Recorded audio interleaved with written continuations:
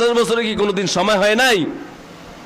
ওই দিনকেও বাঙালি মুসলমানরা তখন আল্লাহর সাথে মিথ্যা কথা বলবো, আল্লাহ আরে আমি তো করতে পারি না, অসুস্থ ছিলাম, আমি তো রোগী ছিলাম, আমি ব্যবসা বাণিজ্য ছিলাম।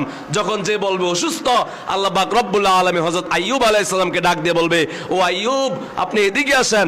নবী আইয়ুব যখন আসবে তখন বলবে, ও নিমক হারামরা, তুমি কি অসুস্থ ছিলা? তুমি সাধারণ একটা মাথা ব্যথা ছিল, শরীরটা একটু জ্বর ছিল, তুমি জুমার দিনও মসজিদে আসতে পারো নাই।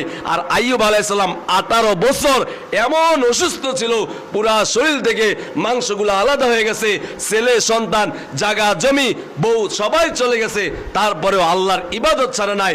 এমনকি হাদিসের কিতাবে এসেছে পুরা শরীরটা যখন পচে পচে জিভ বাড়া আসছে তখনও আল্লাহ তাআলার নাম তখনও ছাড়ে নাই। হযরত আইয়ুব আলাইহিস সালাম এমন অসুস্থ থাকার পরেও যদি নামাজ পড়তে পারে, আর আমি আপনি কি অসুস্থ হয়েছি।